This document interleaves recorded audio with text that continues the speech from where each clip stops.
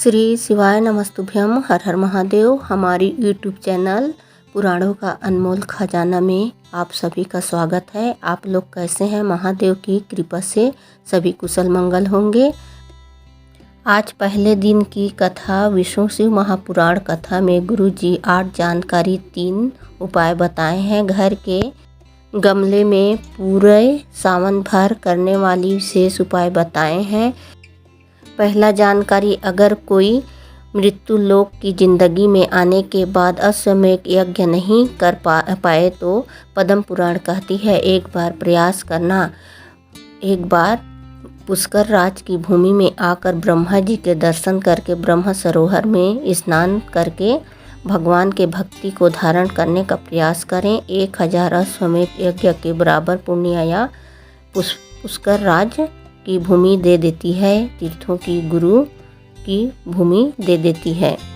दूसरा जानकारी, गुरुजी ने कहा किसी भी प्रकार के शिवलिंग हो, सभी प्रकार के शिवलिंग पर चढ़े हुए जल का हम आचमन कर सकते हैं, पर केवल एक ऐसा शिवलिंग होता है जिस पर चढ़े हुए जल का हम आचमन नहीं कर सकते, वो है पारे का शिवलिंग।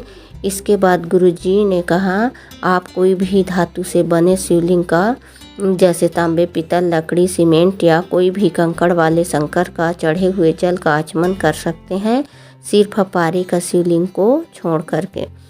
तीसरा जानकारी, जब 2 सावन एक साथ मिलते हैं तो उस सावन को हरि और हर का मिलन कहते हैं, हरि हर मिलन कहते हैं, क्योंकि अधिक मास पुरुषोत्तम का होता है, अर्थात विष्णु भगवान का होता है। जब भी सावन और अधिक मास साथ होते हैं तो उसे हरिहर का मिलन का समय कहते हैं। एक ऐसा महासंयोग का पूरा लाभ लेने के लिए इसमें शिव जी की पूजन करना ना भूलें, शिव जी की भक्ति करना ना भूलें। चौथा जानकारी, भूल से कोई नारी का अपमान हो गया हो, भूल से कोई स्त्री का अपमान हो गया है या गर्भ में बेटियां या बच्चे शांत हो गए हों, उसका जो दोष होता है उसका भी दोष पुष्कर राज के धरा में समाप्त हो जाता है। उसके लिए भी आपको छोटा सा उपाय करना है। पुष्कर के सरोवर का जल ले जाकर ब्रह्मा जी का नाम लेकर कपिलेश्वर महादेव पर समर्पित किया जाता है, अर्थात अर्पित किया जाता है। 5वां जानकारी, शिव जी कहते हैं घर की कोई नारी, घर के कोई बच्चा, घर का कोई बूढ़ा या घर का कोई भी व्यक्ति अगर भोलेनाथ के मंदिर में जाकर 1 लोटा जल भी चढ़ा रहा है तो वह अपने 71 पीढ़ियों को तार रहा है।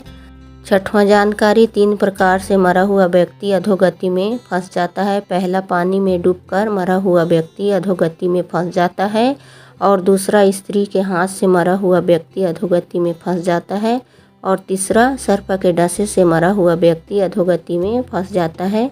7वां जानकारी, जीवन में सबके पास हाथ जोड़ लिए, सब जगह से थक गए, हार गए, पर जीवन से परेशानियां दूर नहीं होने का नाम ही नहीं ले रही है, तो आप सावन के महीने में एक बिल्कुल नया और विशेष उपाय करना है। गुरुजी ने ये विशेष उपाय पूरे सावन के माह में करने को कहा है, और आज के कथा में गुरुजी ने नया उपाय बताए हैं। अगर आपसे कुछ दिन छूट भी गए हैं, सावन के 2 दिन छूट भी गए हैं तो कोई बात नहीं, पर आपको एक प्रयास करना है। आपके घर में गमला है, उसमें कोई भी पौधा हो, चाहे गुलाब का हो, गेंदे का हो, समी का हो, बेलपत्र का हो, कोई भी पौधा घर में लगा हुआ है।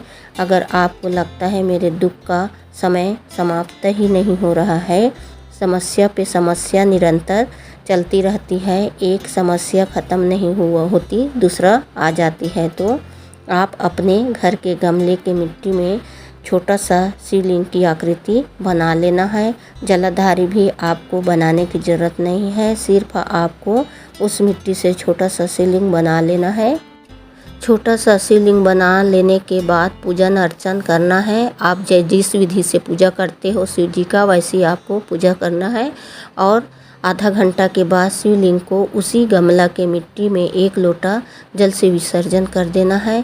यह आसान सा उपाय आपको घर से ही करना है। उसके बाद गुरुजी ने कहा है आप खुद देखना 2 महीने के बाद देव अधिदेव महादेव तुम्हें क्या प्रदान करते हैं, ये तुम जानते हो। ये सावन की आज की कथा में गुरुजी ने बिल्कुल नया उपाय बताए हैं जिससे आप कल 6 जुलाई सावन के तीसरे दिन से शुरू कर सकते हैं।